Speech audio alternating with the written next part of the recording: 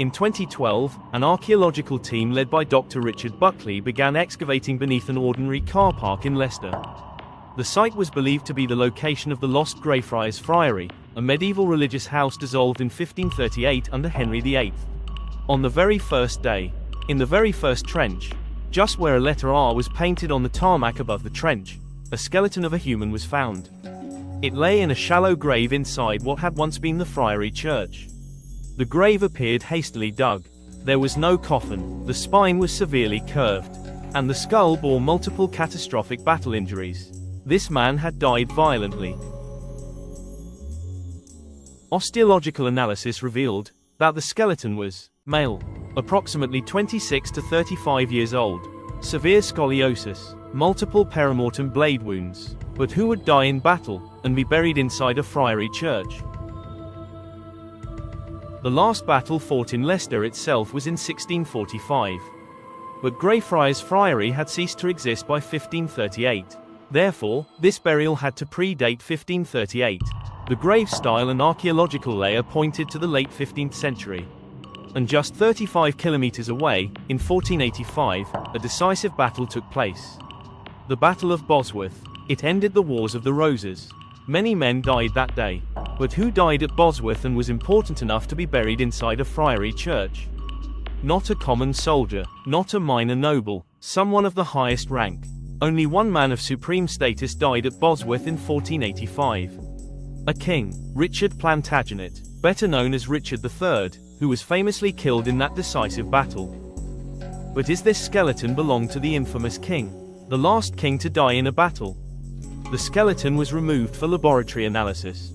Two independent laboratories dated the remains to between AD 1412 to 1449 and AD 1430 to 1460. At first, this seemed slightly early for 1485. However, isotope analysis revealed significant marine fish consumption, common among medieval elites during religious fasting periods. Marine diets can distort radiocarbon dating, making remains appear artificially older, the marine reservoir effect. After correcting for this, the calibrated range shifted to approximately 1450 to 1540. Now 1485 fits securely within the scientific window. The working hypothesis became clear. Could this skeleton be Richard III? Stable isotope testing examined where this individual had lived. The chemical signatures suggested early childhood in eastern England, consistent with Richard's birthplace in Northamptonshire. Later years spent in the north of England, where Richard established his power base at Middleham. A marked increase in elite food consumption, meat and expensive marine fish, in the final years of life. This profile suggested a man who rose dramatically in social rank shortly before death. Richard Plantagenet became king in 1483, just 2 years before Bosworth. The scientific profile aligned with the historical record. So, is this Richard III? The next test conducted is the DNA analysis. However, because the remains were over 500 years old, the team needed a living person for DNA comparison. They first attempted to extract DNA from preserved hair believed to belong to Edward IV, but the DNA had degraded and the attempt was unsuccessful. Since Richard III left no surviving descendants, his only legitimate son died before him, and although he had 2 illegitimate children, neither left offspring, researchers had to turn to his siblings.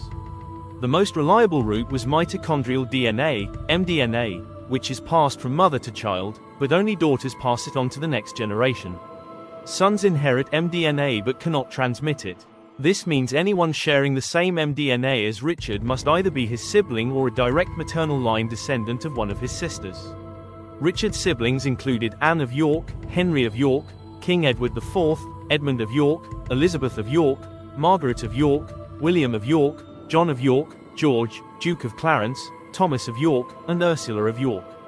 Of his sisters, Anne, Elizabeth, Margaret, and Ursula, Ursula died young. Margaret married Charles the Bold, Duke of Burgundy, but had no children. Elizabeth married John de la Pole, 2nd Duke of Suffolk, and had several children, including 4 daughters, but 2 married without issue, 1 died young, and 1 became a prioress. That left Anne of York, Richard's eldest sister, whose maternal line continued through multiple generations. Her direct descendant was Joy Ibsen, Richard's 16th generation great-niece. In 2003, Joy Ibsen's DNA had already been used to prove that bones found in Mechelen, Belgium, were not those of Margaret of York, despite claims that it was her burial site. Joy died in 2008, leaving 3 children. The closest maternal line descendant available was her son, Michael Ibsen, a London-based cabinet maker and Richard III's nephew 16 times removed. Another maternal line relative was Wendy Duldig, an Australian-born woman living in England and a 19th-generation descendant of Anne of York. Wendy's mDNA showed a single mutation, not unexpected over many generations, but mitochondrial DNA is typically highly stable and should otherwise match exactly. When Michael Ibsen's mDNA was compared with DNA extracted from the skeleton, it was a match. This meant the remains shared the same maternal line as Anne of York, and therefore belonged either to one of her siblings or to one of her maternal line descendants. Now consider the full profile: male, early 30s. Severe scoliosis matching historical descriptions. Fatal battle injuries consistent with Bosworth. Buried at Greyfriar's Friary. Radiocarbon date consistent with 1485. Isotope evidence matching documented life movements. Mitochondrial DNA matching the House of York maternal line. Only one high-status male fits all of these criteria: Richard Plantagenet. Hence, the skeleton was King Richard III's. Using a 3D scan of the skull, forensic artists reconstructed his face. The result was unexpectedly youthful. Placed beside surviving portraits, the resemblance was striking. After more than 5 centuries, the last Plantagenet king had been found. Not beneath a royal monument, not in a cathedral, but under an ordinary car park. For centuries, Richard III was remembered as a villain. Shakespeare shaped his story, history simplified it.